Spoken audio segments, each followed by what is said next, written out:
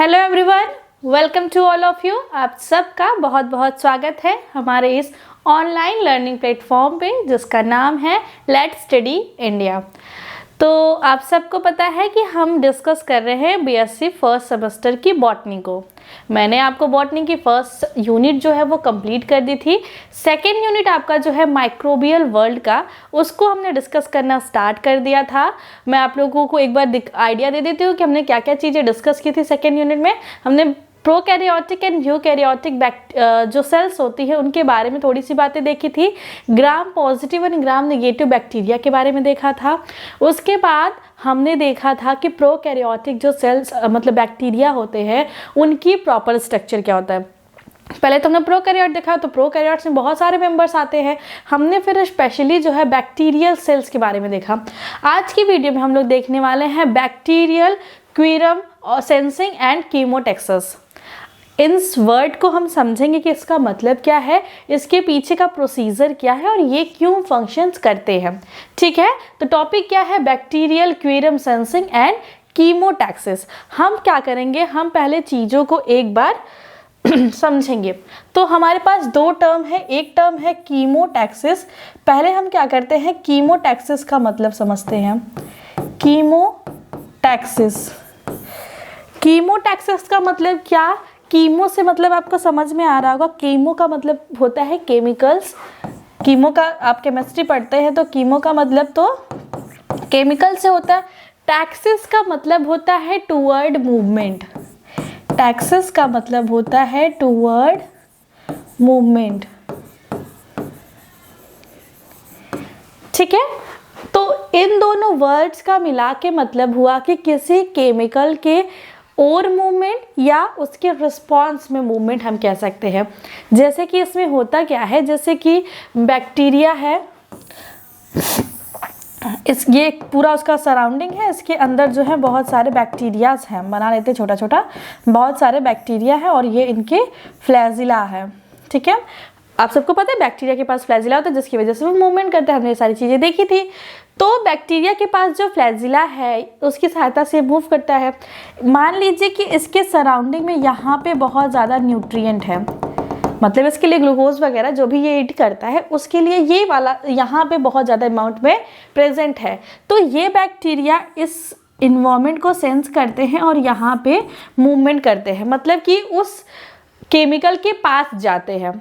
ठीक है, लेकिन अगर यहीं पे कहीं बैक्टीरिया के सराउंडिंग में कहीं पे हार्मफुल सबस्टेंट हो, हार्मफुल मतलब टॉक्सिक सबस्टेंट हो या फिर जो इनको नहीं चाहिए, जिससे ये अपने सराउंडिंग में रखना पसंद नहीं करते हैं, तो बैक्टीरिया यहाँ पे नहीं जाएगा, इससे दूर जाएगा, इस डायरेक्शन में जाएगा, उससे दूर जाने का कोशिश करेगा, उससे दूर जाएगा। तो मतलब कि किसी केमिकल के प्रेजेंस के हिसाब से बैक्टीरियल सेल्स का या फिर ऑर्गेनिज्म का किसी केमिकल की ओर जाना या किसी केमिकल से दूर जाना, उससे अट्रैक्ट होना या उससे रिपल्ट होना, इस प्रोसेस को कहते हैं कीमोटैक्सिस। ठीक है, सिंपल सी मीनिंग ये है कि किसी केमिकल के प्रेजेंस की वजह से कोई ऑर्गेनिज्म जब उसकी तरफ अट्रैक्ट होता है या उससे रिपेल होता है तो ये प्रोसेस कहलाती है कीमोटैक्सिस। आप जब प्लांट्स में पढ़ेंगे प्लांट फिजियोलॉजी वाला पार्ट, तो वहाँ पे आपको पढ़ना होगा कि फोटोटैक्सिक होता है, मतलब लाइट के प्रति रिस्पॉन्स दिखाता है कि लाइट की तरफ बेंड होता है या लाइट के अपोजिट डायरेक्शन में बेंड होता है। तो इस तरीके से कीमो का मतलब होता है केमिकल, टैक्सिस मतलब टूवर्ड मूवमेंट। तो केमिकल के पास जाना या केमिकल से रिपेल होकर उनके दूर जाना, मतलब केमिकल के बेसिक पे ही जो डिस्ट्रीब्यूशन होता है वो होता है। तो ऐसा जो प्रोसीजर है इसको कहते हैं कीमोटैक्सिस। एक बार कीमोटैक्सिस को रीड कर लेते हैं। तो chemotaxis is a type of response, Chemotaxis is a type of response of organism produced in the response of any chemicals। जो बात मैंने बताई वही चीज यहाँ पे लिखी है कि कीमोटैक्सिस एक प्रकार का रिस्पॉन्स है किसी ऑर्गेनिज्म का जो प्रोड्यूस होता है या जो वो रिस्पॉन्स होता है इन रिस्पॉन्स ऑफ एनी केमिकल, किसी केमिकल की वजह से, किसी केमिकल के प्रेजेंस या एब्सेंस की वजह से वो रिस्पॉन्स जो है क्रिएट होता है, उसको कहते हैं chemotaxis. In response of some chemical organism are attracted, कुछ केमिकल्स होते हैं जिनके लिए ऑर्गेनिज्म अट्रैक्ट होते हैं। जैसे आप भी बहुत सारी चीज़ों से अट्रैक्ट होते हैं, बहुत सारी चीज़ों से रिपल होते हैं। जैसे मान लीजिए कहीं पे बहुत अच्छे अच्छे फ्लावर्स लगे हैं, उसमें से बहुत अच्छी अच्छी सी ऑर्डर, बहुत अच्छी सी सुगंध आ रही है, तो आप कहीं ना कहीं उसकी प्रति अट्रैक्ट होंगे। या और कहीं पे गंदी सी स्मेल आ रही है, कूड़ा कचरा पड़ा हुआ है, उसमें से कुछ बदबू आ रही है, कुछ सड़ा गला सा रखा है, तो आप वहाँ से रिपेल होना चाहते हैं, वहाँ से जल्दी से निकलना चाहते हैं। तो केमिकल सबस्टेंट के हिसाब से आपने अट्रैक्शन या रिपल्सन शो किया। तो वही जब बैक्टीरियल सेल्स करते हैं, तो हम यहाँ पे प्रोकैरियोटिक सेल पर माइक्रोबियल वर्ल्ड, तो हम यहाँ पे सारी चीज़ें बैक्टीरिया के पॉइंट ऑफ व्यू से लेके चलेंगे। इतनी बात समझ में आई? आप बहुत सारी अच्छी मूवीज़ होती हैं, अच्छी चीज़ें होती हैं, अच्छे सब्जेक्ट्स होते हैं, उसके प्रति आप अट्रैक्ट होते हैं, उसको और पढ़ना चाहते हैं और जानना चाहते हैं। बहुत सारी चीज़ें आपको अच्छी नहीं लगती हैं, उससे आप भागना ही चाहते हैं, होती है ऐसी सारी चीज़ें। तो वही चीज़ है कि कीमोटैक्सिस केमिकल के प्रेजेंस के हिसाब से बैक्टीरियल सेल्स का उनके प्रति अट्रैक्ट होना या रिपेल होने का जो प्रोसीजर होता है, जो रिस्पॉन्स होता है, उसको क्या कहते हैं? कीमोटैक्सिस। आगे देखते हैं, आगे चलते हैं। इंपॉर्टेंट पॉइंट, कुछ इंपॉर्टेंट पॉइंट है कीमोटैक्सिस के बारे में, मतलब कि क्या होता है कीमोटैक्सिस, ये तो हमने देख लिया। कुछ और चीज़ें, मतलब किस केमिकल की वजह से बैक्टीरिया अट्रैक्ट होता है, किससे रिपेल होता है, ये सारी चीज़ें थोड़ी सी देखेंगे। इन प्रेजेंस ऑफ अट्रैक्टेड, एक मिनट पेन ले लेते हैं।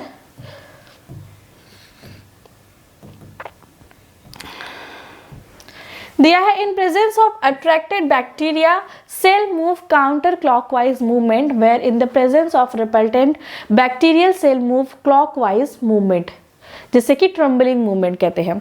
तो इसको समझने के लिए हम एक बार चलते हैं अपनी स्लाइड पे।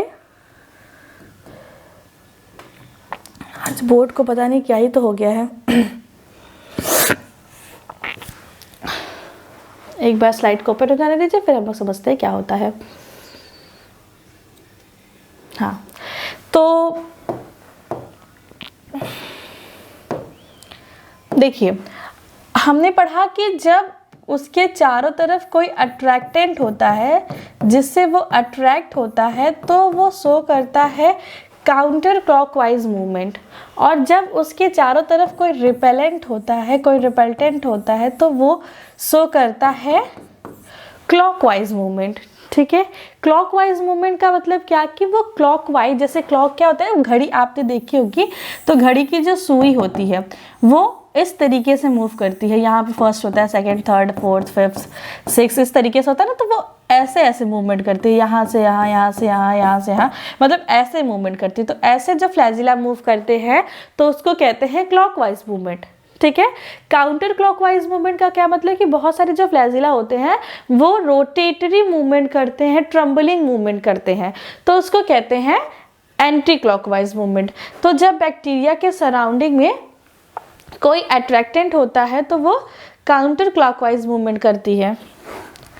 ये बोर्ड्स काम क्यों नहीं कर रहे हैं? हाँ, बस इतनी सी चीज़ वहाँ पे देखनी थी कि जब उसके चारों तरफ कोई रिपेलेंट प्रेजेंट होता है तो वो क्लॉकवाइज मूवमेंट करता है, और जब उसके चारों तरफ कोई अट्रैक्टेंट प्रेजेंट होता है तो वो काउंटर क्लॉकवाइज मूवमेंट करता है। अब मुझे पता है कि आप लोगों को ये मूवमेंट के बारे में आपने पढ़ा होगा कि क्या होते हैं काउंटर क्लॉकवाइज, क्या होते हैं repellent type of clockwise. Bacterial cell attract by serine, serine जो कंपाउंड्स होते हैं, मतलब सेरीन जो अमाइनो एसिड होते हैं, उसकी प्रेजेंस में बैक्टीरिया अट्रैक्ट होते हैं। और जो है फिनॉल्स कार्बनिक जो ऑर्गेनिक कंपाउंड होते हैं, उसके लिए ये जो है रिपेल्ट होते हैं। रिपेयर नहीं, यहाँ पर रिपेल्ट होना चाहिए था, मतलब कि वो उससे दूर भागते हैं, रिपेल्ट होते हैं फिनॉल से। It attract by nutrient molecules, कोई भी ऑर्गेनिज्म अपने न्यूट्रिएंट के प्रति अट्रैक्ट होता है, उसका खाना जहाँ रहेगा वहाँ वो जाएगा, तो न्यूट्रिएंट के लिए अट्रैक्ट होता है। Where is repelled by harmful substance like the waste of bacterial metabolism and other harmful substance. देखिए, हमारा जो वेस्ट मटेरियल होता है, जैसे हमने सब्जी के छिलके डाल दिए, ह्यूमन स्क्रीटा वगैरह, वो कहीं ना कहीं बैक्टीरिया के लिए न्यूट्रिएंट होता है। तो उसके प्रति तो अट्रैक्ट होगा, लेकिन जो बैक्टीरिया का अपना मेटाबॉलिज्म का जो वेस्ट होगा, जो वो अपनी बॉडी से प्रोड्यूस करेगा, उससे वो दूर भागता है। क्योंकि हर ऑर्गेनिज्म को अपने वेस्टेज से जो है कि वो अपने वेस्ट से रिपेल होना चाहते हैं। जैसे कि हम क्या करते हैं, बहुत सारे ऑर्गेनिज्म के एक्सक्रीटा को यूज़ करते हैं ईंधन बनाने में और भी बहुत सारे काम करने में, बायोगैस वगैरह बनाने में, लेकिन हम अपने वेस्टेज को अपनी सोसाइटी से, अपने वहाँ से दूर रखना चाहते हैं। तो वही एक कॉन्सेप्ट आप रख सकते हैं कि बैक्टीरियल जो सेल होती है वो भी अपने स्क्रीटा से अलग होती है, जबकि दूसरे ऑर्गेनिज्म का जो स्क्रीटा होता है, उनका जो वेस्ट मटेरियल होता है, वो कहीं ना कहीं उनके लिए न्यूट्रिएंट होता है। तो इस तरीके से हार्मफुल सब्सटेंस से और अपने जो है स्क्रीटा से वो दूर रहना चाहती है, उनसे जो है रिपेल होती है। तो क्या क्या चीज़ें हमने स्लाइड्स में देखी कि वो कब काउंटर क्लॉकवाइज मूवमेंट करती हैं और कब क्लॉकवाइज मूवमेंट करती हैं। रिपेल होती है किससे, फिनॉल से, अट्रैक्ट होती है किससे, सेरीन से। उसके बाद हमने देखा कि ये न्यूट्रिएंट के प्रति अट्रैक्ट होती हैं और वेस्ट मटेरियल के प्रति जो है रिपेल होती हैं। अब हमारा जो नेक्स्ट टॉपिक आ जाता है वो आता है क्वेरम सेंसिंग। देखिए, क्वेरम सेंसिंग जो है बहुत अलग चीज़ नहीं है। स्टूडेंट को जनरली जो है ये टॉपिक बहुत टफ लगता है। देखिए, इस टॉपिक में क्या है कि आपको कुछ नहीं करना है। जैसे हमारी पूरी बॉडी है, तो हमारी बॉडी के हर सेल आपस में कम्युनिकेट करते हैं। एक सेल को क्या नीड है, वो दूसरे सेल से वो सिग्नल भेज के जो है कि बातचीत करते हैं, होता है। उसी तरीके से जो यूनिसेलुलर ऑर्गेनिज्म होते हैं, वो क्या करते हैं, वो भी कुछ सिग्नल्स रिलीज करते हैं। उन सिग्नल्स को कहते हैं ऑटो इंड्यूसर्स या फिर इंड्यूसर्स कहते हैं। आप बस इंड्यूसर भी कह सकते हैं। तो अगर इसी जो प्रोसेस होती है, इसी को कहते हैं क्वेरम सेंसिंग। जैसे मैं आपसे कम्युनिकेट कर रही हूँ, तो हमारे बीच में जो माध्यम है वो एक लैंग्वेज है। ये आपका जो प्लेटफॉर्म है यूट्यूब का, वो है हमारे और आपके कम्युनिकेशन के बीच में। आप अपने फ्रेंड से बात करते हैं तो आप जो है कम्युनिकेशन के लिए किसी लैंग्वेज का यूज़ करते हैं। आप किसी को लेटर लिखते हैं तो आप कम्युनिकेशन के लिए किसी रिटन लैंग्वेज का यूज़ करते हैं। तो उसी तरीके से बैक्टीरियल जो सेल होती हैं वो कम्युनिकेशन करती हैं ड्यू टू सम इंड्यूसर। मतलब ये इंड्यूसर ये रिलीज करेंगी, इस इंड्यूसर का जो अमाउंट इन्वायरमेंट में प्रेजेंट रहेगा उस हिसाब से और सारी बैक्टीरिया जो है रिस्पॉन्स करेगी। इनके अंदर अगेन से रिस्पॉन्स उन सारी चीज़ों की वजह से होगा।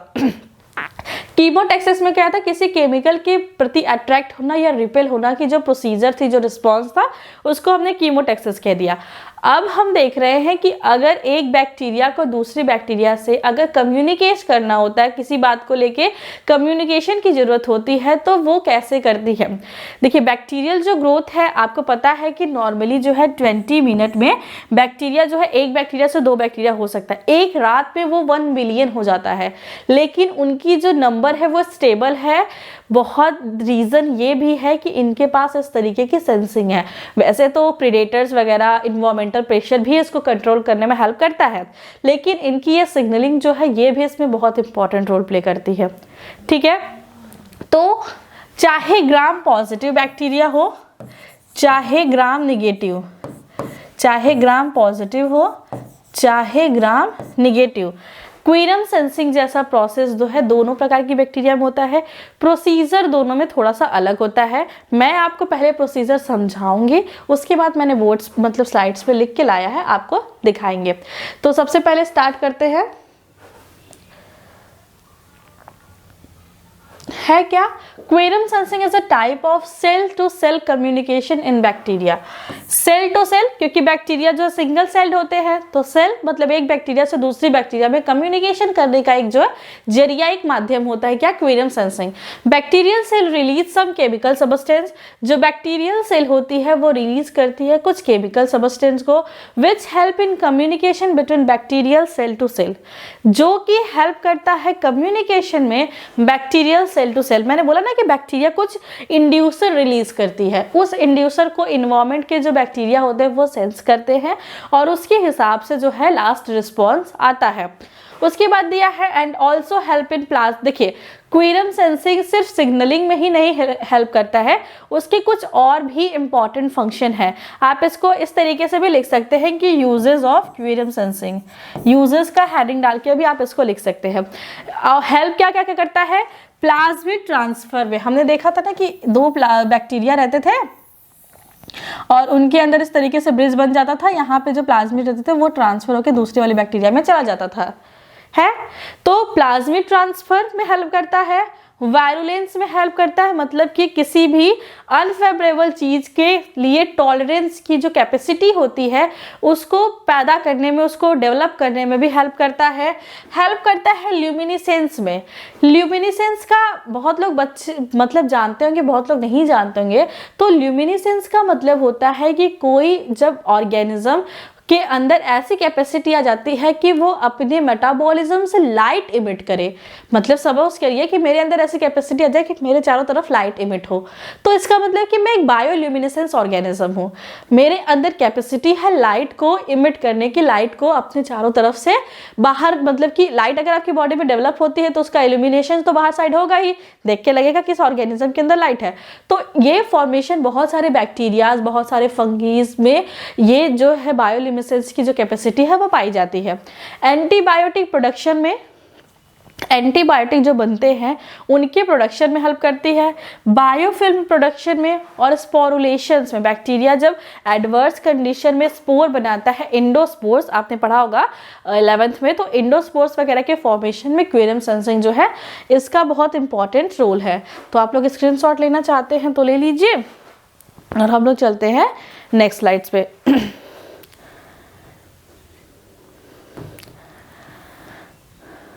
स्लाइड्स जो है नेक्स्ट वाले पे चलते हैं। इसमें दिया है कि बैक्टीरियल जो सेल है वो क्या क्या रिलीज करते हैं, कैसे प्रोसीजर होते हैं। तो इसमें दिया है कि जो ग्राम पॉजिटिव बैक्टीरिया है और ग्राम नेगेटिव बैक्टीरिया है, दोनों क्वीरम सेंसिंग जो है प्रोड्यूस, मतलब दोनों क्वीरम सेंसिंग में हेल्प करते हैं। और भी चीज़ें इसमें दी है, उसको हम लोग एक बार रीड कर लेते हैं, उसके बाद चीज़ों को हम लोग अंडरस्टैंड करेंगे।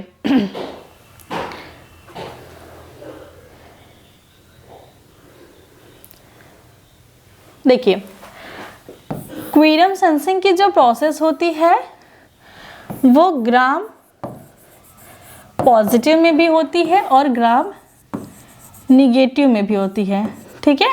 तो ग्राम पॉजिटिव के जो बैक्टीरिया होते हैं वो फॉर्म करते हैं ओलिगोपेप्टाइड, ठीक है। ओलिगोपेप्टाइड मतलब कि कुछ अमाइनो एसिड के सीक्वेंस, कुछ अमाइनो एसिड के सीक्वेंस। और आपको पता होगा कि जो अमाइनो एसिड्स होते हैं वो हाइड्रोफिलिक होते हैं, हाइड्रोफिलिक होते हैं। हाइड्रोफिलिक का मतलब क्या कि ऐसे मॉलिक्यूल जो वाटर को लव करे और लिपिड से हेट करे, मतलब लिपोफोबिक हो जाएगा, लिपो से डरे, और हाइड्रोफिलिक मतलब वाटर के कांटेक्ट में रहना पसंद करते हैं। जबकि ग्राम नेगेटिव जो बैक्टीरिया होता है वहाँ पे फॉर्मेशन होता है AHL का, AHL का फॉर्मेशन होता है और ये AHL जो है वो लिपोफिलिक होता है, लिपोफिलिक होता है, मतलब लिपिड्स को लव करने वाला होता है। आप कह सकते हैं कि लिपिड की मेम्ब्रेन को क्रॉस कर सकता है।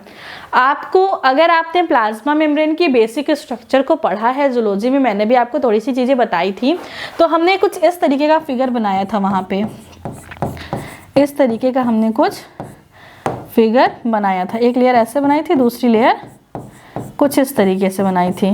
तो ये जो हमने लिपिड्स का प्लाज्मा मेम्ब्रेन का जो स्ट्रक्चर बनाया था, हमने ये लिखा था कि ये लिपिड बाइलेयर की बनी होती है, लिपिड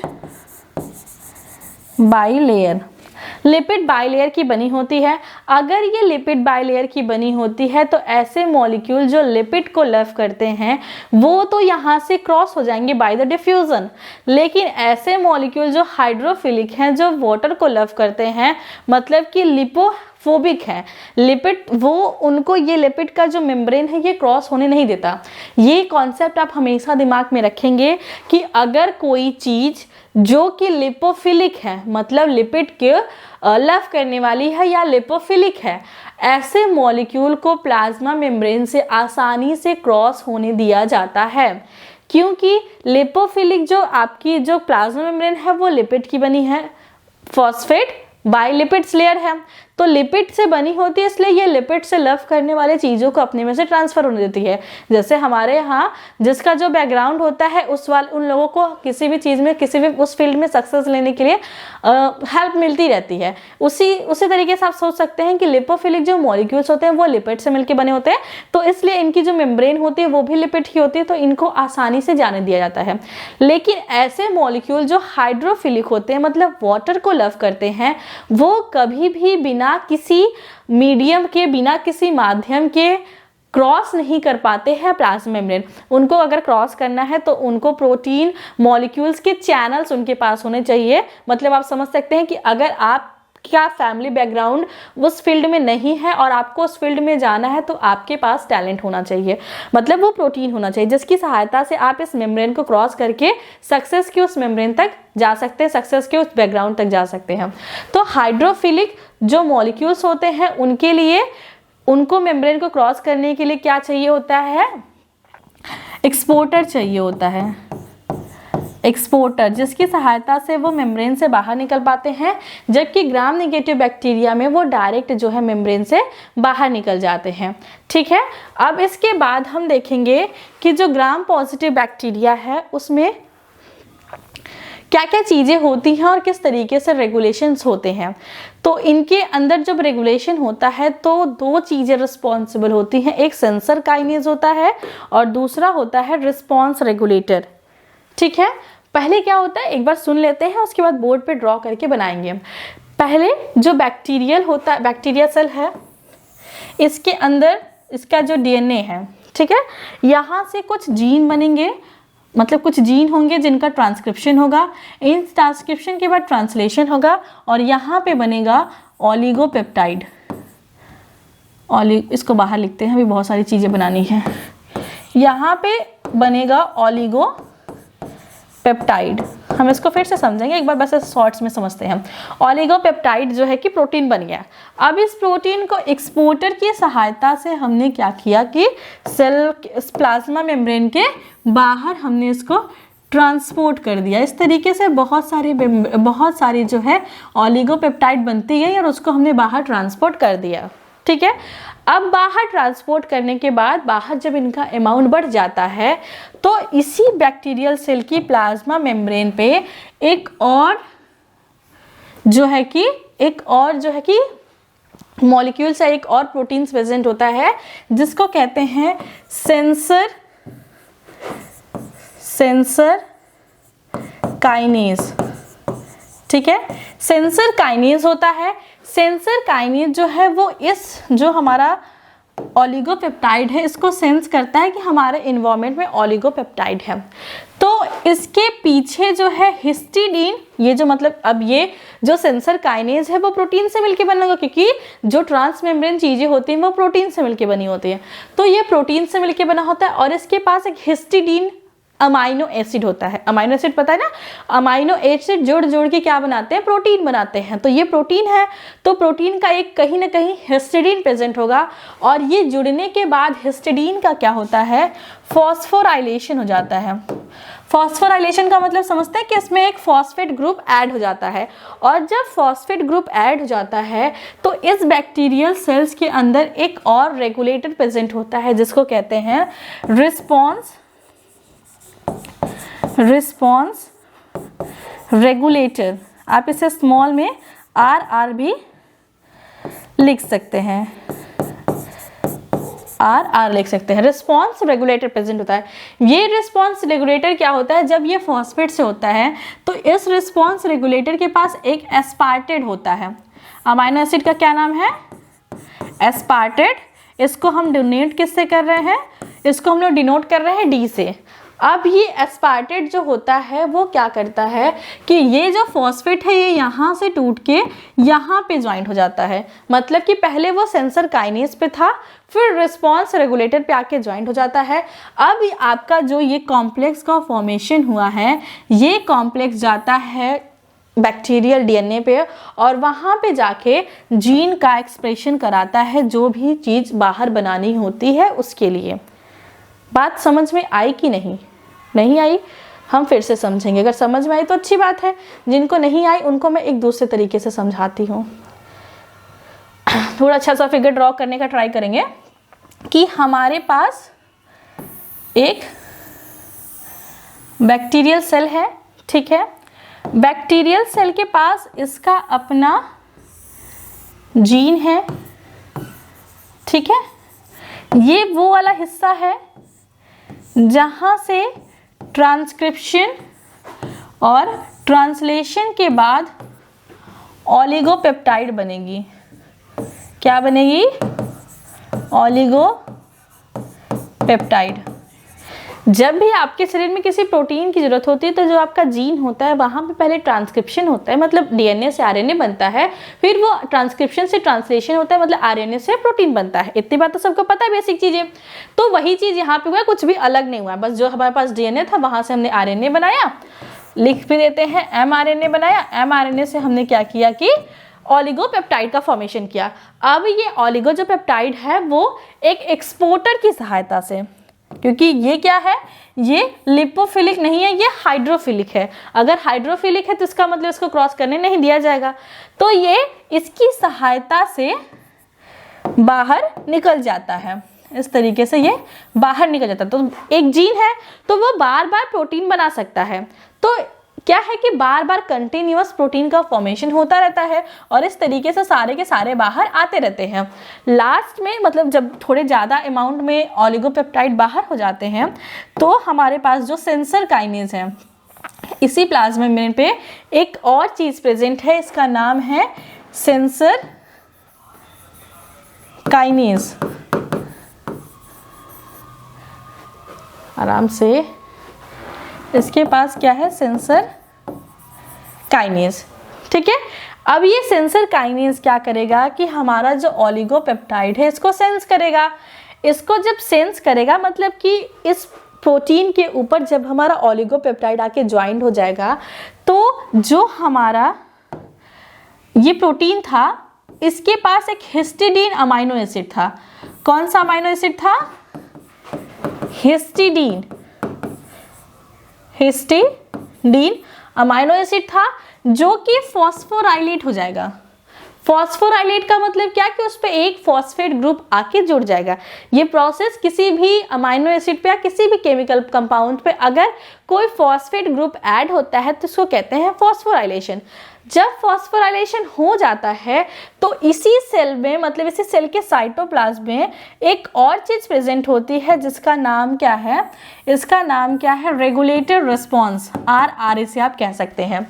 ये जो रेगुलेटर रिस्पॉन्स है इसी के ऊपर एक D आप लिख सकते हैं, एक अमाइनो एसिड प्रेजेंट होता है जिसको कहते हैं एस्पार्टेट। एस्पार्टेट कहते हैं, ठीक है।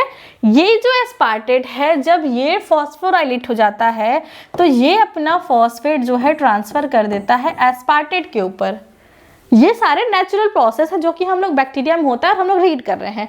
अब ये जो पूरा कॉम्प्लेक्स बना है ये इस मान लो कि ये वाला जीन है जहाँ से हमको जीन एक्सप्रेशन कराना है, वो प्रोटीन्स बनानी है, तो ये इसको क्या करेगा? एक्टिव कर देगा। इसका जो ट्रांसक्रिप्शन ट्रांसलेशन है उसको एक्टिव करने में हेल्प करेगा।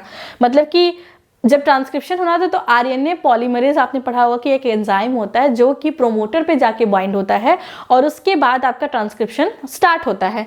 तो वो ये उसी के लिए काम करता है, ट्रांसक्रिप्शनल फैक्टर्स की तरह काम करता है। ये जो कॉम्प्लेक्स है ये ट्रांसक्रिप्शनल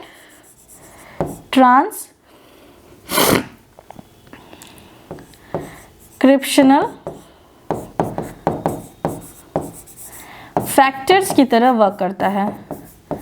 ट्रांसक्रिप्शन फैक्टर्स की तरह वर्क करता है और हमारा जो है जीन एक्सप्रेशन हो जाता है।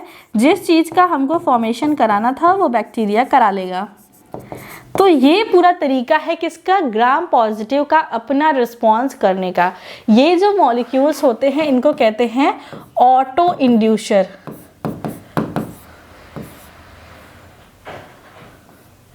ऐसे जो मॉलिक्यूल्स होते हैं इनको कहते हैं ऑटो इंड्यूसर, मतलब ये खुद के फंक्शन को खुद से इंड्यूस करते हैं। ठीक है, अब हम चलते हैं कहाँ पे, हमारा जो नेक्स्ट है ग्राम पॉजिटिव तो हमने देख लिया। ग्राम नेगेटिव आप लोग इसको रीड करना चाहते हैं तो एक बार मैं रीड करा देती हूँ। दिया गया है a gene present in bacteria form oligopeptide. एक जीन प्रेजेंट होता है बैक्टीरिया में जो कि ऑलिगोपेप्टाइड बनाता है and export outside with the help of exporter molecules, जिसे कि हम लोग एक्सपोर्टर मॉलिक्यूल्स की सहायता से एक्सपोर्ट कर देते हैं।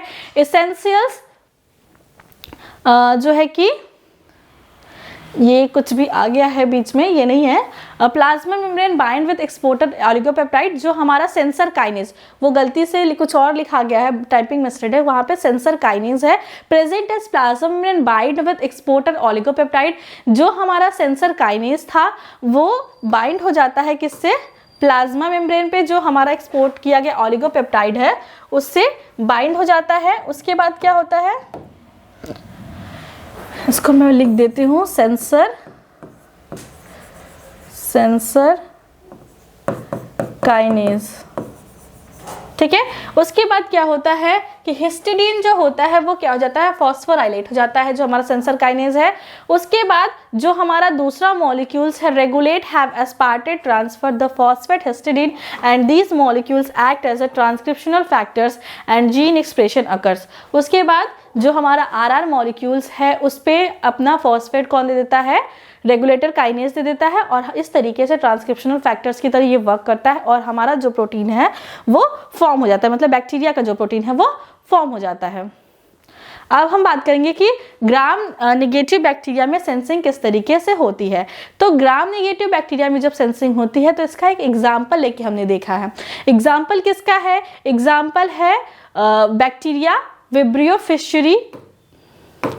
एक बैक्टीरिया है जो कि ग्राम नेगेटिव है, उसका नाम है विब्रियो फिशरी, जो कि सिम्बायोसिस मतलब सिम्बायोटिक रिलेशनशिप बना के रखता है किसके साथ, स्क्वाइड के साथ।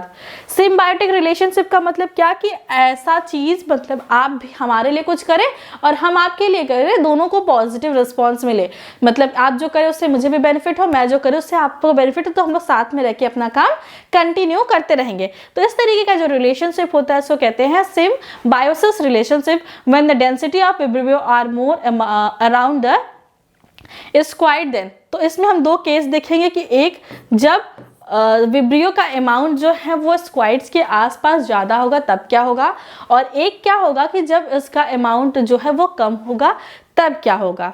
ठीक है, तो पहले हम लोग देख लेते हैं कि जब अमाउंट कम होता है तब क्या होता है।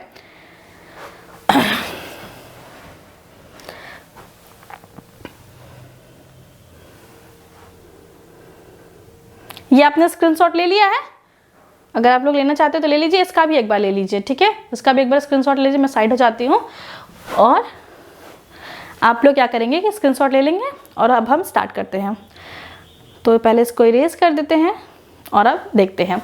तो अब हम किस में देख रहे हैं, ग्राम निगेटिव बैक्टीरिया में देख रहे हैं, ग्राम निगेटिव। तो ग्राम निगेटिव बैक्टीरिया में जो चीज़ें हम देख रहे हैं तो वहाँ पे क्या है कि सबसे पहले वो कंडीशन देख रहे हैं जब डेंसिटी ज़्यादा हो, जब डेंसिटी ज़्यादा हो, किसकी डेंसिटी ज़्यादा हो, विब्रियो की, विब्रियो फिशरी की जो डेंसिटी है वो ज़्यादा हो। तो हम पहले एक बैक्टीरिया बना लेते हैं मेन, जिसके अंदर हम सारा मैकेनिज्म देखेंगे, और छोटे छोटे और भी बैक्टीरिया बना लेते हैं। ठीक है, मतलब कि हम कहने का मतलब कि डेंसिटी में जो बैक्टीरिया है उनकी डेंसिटी ज़्यादा है। अब हमारे पास एक जीन होता है, ठीक है, लक्स जीन। तो लक्स जो है वो आर जीन होता है, लक्स आई जीन होता है, लक्स सी जीन होता है, लक्स सी जीन होता है, लक्स डी जीन होता है, इसी तरीके से ई ए सी जी, ऐसे इस तरीके से लक्स जीन की एक सीक्वेंस प्रेजेंट होती है बैक्टीरियल जीन पे। ठीक है, तो लक्स आई जीन जो होती है ये हमेशा अपने प्रोडक्ट का फॉर्मेशन बहुत कम अमाउंट में करती रहती है। ठीक है, तो अगर ये अपना जो प्रोडक्ट है जिसे हम कह रहे हैं AHL, सिंथेटेज बनाएगी पहले, उसके बाद ये जो AHL है वो फॉर्मेशन करेगा AHL का, और ये AHL जो है डिफ्यूजन से जो है बाहर चली जाएगी। मतलब हुआ क्या कि बैक्टीरिया के पास एक जीन था LH-LUX-I जीन, उस जीन में हमेशा कंटिन्यूअसली थोड़ा थोड़ा अमाउंट में प्रोटीन बनता रहता है, हमेशा, ऑल द टाइम। वो बनाएगा अपना प्रोटीन और अपने सराउंडिंग में सेंड करेगा। क्यों करेगा? क्योंकि यहाँ पे जो है वो डेंसिटी ज़्यादा रहेगी। अगर बाहर पे बिल्कुल भी नहीं प्रेजेंट है तो यहाँ पे अगर 2 मॉलिक्यूल भी AHL के प्रेजेंट है तो यहाँ पे डेंसिटी ज़्यादा है, यहाँ पे उसकी जो है कंसंट्रेशन ज़्यादा है। तो जब यहाँ पे कंसंट्रेशन ज़्यादा है तो डिफ्यूजन में क्या होता है, चीज़ें हायर कंसंट्रेशन से लोअर कंसंट्रेशन की तरफ मूव करती हैं। मतलब ये चीज़ें यहाँ से यहाँ की तरफ मूव करेंगी। जब ये चीज़ें यहाँ से यहाँ की तरफ मूव करेंगी तो इसका मतलब क्या कि बाहर हमको क्या मिलेगा कि AHL का कंसंट्रेशन धीरे धीरे बढ़ता रहेगा। मतलब ये बैक्टीरिया भी बाहर AHL सेंड कर रही है, ये बैक्टीरिया भी बाहर AHL सेंड कर रही है, ये बैक्टीरिया भी बाहर AHL सेंड कर रही है। सारे बैक्टीरिया का डेंसिटी ज़्यादा है तो जितनी भी बैक्टीरिया है वो थोड़ा थोड़ा AHL जो है अपने सराउंडिंग में भेजती रहेंगी। तो एक कंडीशन ऐसी आ जाएगी जब बाहर AHL का कंसंट्रेशन ज्यादा हो जाएगा compare to inner side of the bacteria. आप किसी भी चीज को कहीं पे बाहर भेजते रहिए, भेजते रहिए, भेजते रहिए। बहुत सारे लोग मिलके, जैसे होता है कि आप सबके घर पे थोड़ा थोड़ा कचरा निकलता है तो हम क्या करते हैं, अपने घर की सफाई करके कचरा बाहर डाल देते हैं, कर देते हैं सब लोग। तो फिर सारे लोग अगर सेम चीज करते रहते हैं तो एक जगह क्या होता है, बहुत बड़ा सा टीला बन जाता है कूड़े का। तो अब क्या है कि वहां से कूड़ा उड़ उड़ के हमारे घर में आता है क्योंकि वहां पे कंसंट्रेशन ज्यादा हो गया है। बात समझ में आ रही? तो उसी तरीके से आप समझ सकते हैं कि बैक्टीरिया के अंदर जब AHL थोड़ा थोड़ा बन रहा था, रोज झाड़ू लगा रहा था, थोड़ा थोड़ा AHL बन रहा था, तो उसको उसने क्या किया कि अपने सोसाइटी के बाहर वाले गेट पे फेंकता गया। और इसका देखा देखी सारे लोगों ने फेंकने, मतलब सारे लोग फेंकते थे तो सारे लोगों ने एक जगह फेंकना स्टार्ट किया, तो वो धीरे धीरे जो है बहुत ज्यादा अमाउंट में हो गया। और अब क्या है कि वो उड़ उड़ के सबके घर में जाता है क्योंकि कंसंट्रेशन डिफरेंट हो गया। तो यहाँ पे जब AHL ज्यादा हो जाता है तो वो फिर से बैक्टीरिया में इंटर करने लगता है। AHL जो है वो बैक्टीरिया में इंटर करने लगता है, और जब ये AHL बैक्टीरिया में इंटर करने लगता है तब क्या होती है चीज़ें, जब ये AHL इंटर करता है तो ये AHL आके इस प्रोटीन पे मतलब कि रिस्पॉन्स करता है, जो हमारी लक्स की आगे की स्ट्रक्चरल प्रोटीन थी, और यहाँ से बनाता है एक प्रोटीन जिसे कहते हैं ल्यूसीफरेज। एक प्रोटीन का फॉर्मेशन कराता है जिसे कहते हैं ल्यूसीफरेज, और ये ल्यूसीफरेज लास्ट में क्या करता है, ल्यूमिनिसेंस में हेल्प करता है। मतलब क्या कि कलर देने में हेल्प करता है। जो इमिट होती है लाइट उस विब्रियो कोलेरा और स्क्विड्स के अंदर से, वो इसीलिए होती है क्योंकि डेंसिटी ज़्यादा होती है। सारे बैक्टीरिया ने अपना AHL रिलीज किया तो डिफ्यूजन की वजह से वो सराउंडिंग में गया। अब सराउंडिंग में AHL ज़्यादा हो गया तो फिर वो बैक्टीरिया के सेल में अगेन डिफ्यूज होकर अंदर आने लगे, और वो जो है जो जीन्स था, जो स्टॉप था, उसको स्टार्ट कर दिया, जिसकी वजह से ल्यूसीफरेज का फॉर्मेशन हुआ, और ये ल्यूसीफरेज ल्यूमिनिसेंस का फॉर्मेशन करता है। नेक्स्ट कंडीशन अगर देखें कि अगर मान लीजिए कि विब्रियो कोलेरा का नंबर कम होता तो ये बना बना के बेचारा बाहर भेजता रहता। अगर 1-2 रहते तो बना बना के बाहर भेजते थे, तो कभी ऐसी कंडीशन ही नहीं आती कि बाहर अमाउंट जो है ज्यादा रहे और अंदर अमाउंट जो है कम हो जाए। तो वो फिर वापस नहीं आते हैं डिफ्यूजन से, AHL मॉलिक्यूल्स फिर से बैक्टीरियल सेल में वापस नहीं आते, तो ना ल्यूसीफरेज बनता है ना तो लाइट इमिट होती है। इसीलिए स्क्वाड्स में जब लाइट इमिट होती है तो वहां पे जो डेंसिटी होती है बैक्टीरिया की वो बहुत हाई मानी जाती है। तो वही चीज यहाँ पे लिखी गई है, एक बार देख लेते हैं। दिया है example of negative bacteria Vibrio fischeri symbiosis with squids, और पहला कंडीशन क्या है कि जब डेंसिटी इसकी ज्यादा होती है तब gene LUX-I basic expression always occurs and AHL synthesize. मतलब कि ये LUX-I जो जीन है वो हमेशा एक्सप्रेशन इसका होता रहता है और प्रोटीन्स बनते रहते हैं। और कौन सा प्रोटीन बनता है, AHL बनता है, AHL प्रोटीन बनता है, and it's transfer with the help of diffusion in the extra cellular environment and other bacteria also do the process. मतलब ये सिंथेसिस करके डिफ्यूजन द्वारा एक्स्ट्रा सेलुलर इन्वायरमेंट भेजते रहते हैं। अदर बैक्टीरिया भी ऐसे करते हैं। At the time of accumulation, जब धीरे धीरे एक्यूमुलेशन होता रहता है, AHL जो है वो इंक्रीज होता है सराउंडिंग में, so that diffusion of AHL occurs from the extracellular to intracellular environment. जब AHL का अमाउंट बाहर बढ़ जाता है तो मूवमेंट कहाँ से बाहर से अंदर की तरफ होने लगता है, एंड दिस AHL इंक्रीज, और जो AHL का अमाउंट है वो इंक्रीज होने लगता है। RNA polymerase affinity with start expression of protein luciferase, और ये जो AHL है वो क्या करता है, जीन्स को एक्टिवेट करा देता है और वहाँ पे ल्यूसिफरेज का फॉर्मेशन होने लगता है, जिसकी वजह से ल्यूमिनेसेंस देखने को मिलता है। तो ये था ग्राम negative bacteria, gram positive bacteria और क्वेरियम सेंसिंग के बारे में। बात समझ में कि कीमोटैक्सिस क्या होता है, बैक्टीरियल कोहेरेंस सेंसिंग क्या होता है, ग्राम पॉजिटिव में कैसे होता है, ग्राम नेगेटिव में कैसे होता है। स्टेप्स को नोट्स पे बनाएंगे और जैसे मैंने फिगर्स बनाया था वैसे फिगर्स भी आप लोग बनाएंगे और चीज़ों को विजुअलाइज करके याद रखने का कोशिश करेंगे। ये देखिए फिगर है, ये स्क्वाइड्स हैं और इसके अंदर बहुत सारे जो है कि विब्रियो फिस्चरी प्रेजेंट है, जिसकी वजह से ये इस तरीके से लाइट इमिट कर रहा है। ठीक है, इतनी बात समझ में आ गई। तो अब हम कल की वीडियो में आगे का टॉपिक आपका कंटिन्यू करेंगे, जिसमें हमको पढ़ना है कि बैक्टीरियल ग्रोथ कैसे होता है, किस किस टाइप से बैक्टीरिया ग्रोथ करते हैं। तो आपको ये वीडियो समझ में आई होगी। Thanks for watching this video. पीछे की वीडियो को देखेंगे, कॉपी बनाएंगे, नोट्स कंप्लीट करके रिवीजन करते रहेंगे, जैसे कि आप लोग के एग्जाम में आपके अच्छे से अच्छे मार्क्स आपको मिल सके और आपका नॉलेज जो है वो हमेशा बूस्टअप होता रहे। तो इसी विशेष के साथ स्टे ट्यून्ड और पढ़ाई को करते रहिए। मिलते हैं नेक्स्ट वीडियो में with the topic of bacterial growth.